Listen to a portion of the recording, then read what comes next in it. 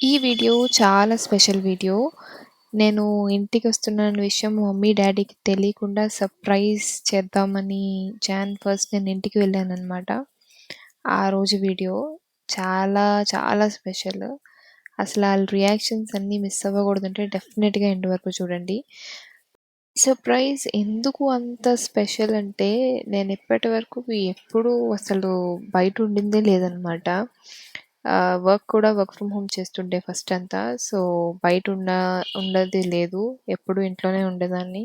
And పెళ్ళైన తర్వాత నేను మళ్ళీ ఇంటికి వెళ్తుంది ఫస్ట్ టైమ్ అనమాట ఇది. జనరల్‌గా జాన్ ఫస్ట్ అయితే వెళ్ళి పార్టీలు అట్లా ఏం కాదు గానీ, మేము జనరల్లీ లైక్ ఫ్యామిలీతో నేనెప్పుడు ఉండేదాన్ని మా పేరెంట్స్‌తో. లైక్ మా చెల్లితో గానీ, మా పేరెంట్స్‌తో గానీ.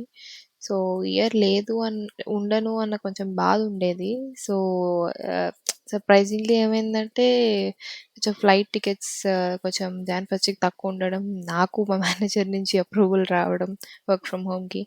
అలా అన్నీ కలిసి రావడం వల్ల నేను ఇంటికి వెళ్ళడం అయిందనమాట ఆ టైంకి. సో, ఏమనుకున్నా అంటే చూద్దాం ఎట్లా రియాక్ట్ అవుతారో అని నేను మా మమ్మీకి, మా డ్యాడీకి అసలు చెప్పలేదు.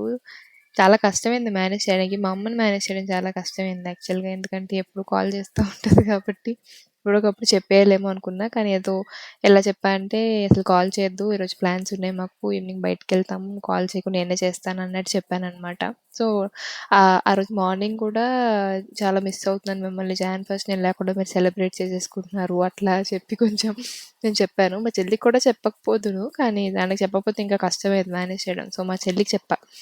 చెప్పి సో, అది కూడా అక్కడ అట్లా మేనేజ్ చేసింది. నేను మేనేజ్ చేసి ఎలాగోలా ఎళ్ళామనమాట. సో, ఫ్లైట్ నాకు ఈవినింగ్ ఉంది. జాన్ ఫస్ట్ ఇక్కడ నాకు పెళ్ళికి ఇక్కడ కూడా కొత్త తనతో అండ్ పేరెంట్స్‌తో కూడా ఉండాలి అట్ ద సేమ్ టైమ్ అనిపించింది. సో, నైట్ ఇక్కడ సెలబ్రేట్ చేసేసుకొని జాన్ ఫస్ట్ 8:30కి ఫ్లైట్. సో, స్టార్ట్ అయితే నేను ఇంట్లో 10:30 కల్లా ఉంటాను. ఆ రోజు ఆళ్ళతో కూడా ఉన్నట్టు ఉంటుందని సో, ఐ స్టార్టెడ్ అనమాట. సో, టెర్మినల్ 2 వచ్చింది. ఇప్పటివరకు మీరు చూసే ఉంటారు. బ్యూటిఫుల్ ఉందసల బెంగుళూరు టెర్మినల్ 2 ఎయిర్‌పోర్ట్. అండ్ ఇక్కడ ఇంకా బస్‌లో తీసుకొచ్చారు. తర్వాత ఇంకా ఫ్లైట్ ఎక్కామనమాట. అదేమో ఫ్లైట్. సో, మిక్స్డ్ ఎమోషన్స్‌తో ఉండింది నాకసలు ఎలా రియాక్ట్ అవుతారో ఏంటి అని. అండ్ అదిగో వైజాగ్ ఎయిర్‌పోర్ట్‌లో దిగాను. దిగిన తర్వాత మా చిన్నాన్న నన్ను పిక్ చేసుకోవడానికొచ్చారు. కాల్ చేసి చెప్తున్నాను. అది అయిన తర్వాత ఇంకా చాలా అంటే ఎలా రియాక్ట్ అవుతారు అన్నది అస్సలు నాకు మినిమమ్ ఎక్స్‌పెక్టేషన్స్ కూడా లేవనమాట అప్పుడు. సో, చాలా చాలా ఎక్సైటెడ్‌గా ఉన్నాను నేను ఎలా రియాక్ట్ అవుతారు మా వాళ్ళు అని. ఇక్కడి నుంచి మీరే చూడొచ్చు ఇప్పుడు.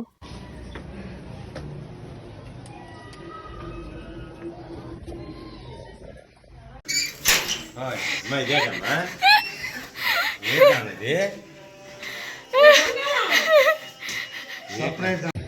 రానన్నా ఏటన్నా ఏంటిదంతా కాదునన్నా సడన్గా నువ్వు ఏంటన్నా అతను వచ్చి ఉంటేనే బాగుంది కదా మరి అతను అవ్వదే happy birthday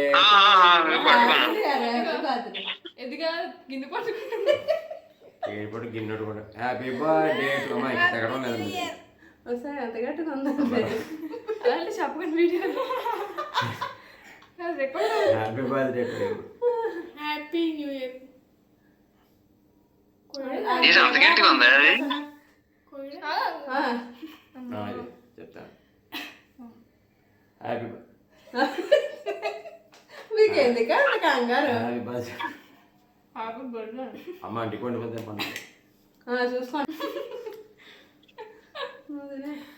happy new year బాగుంది దానికంటే మళ్ళీ సన్నదాన్ని వదిలేసారు అంట బాబు కళ్యాణం చెప్పండి తీసుకో వచ్చారమ్మా చెప్తుంది బాగుందా అది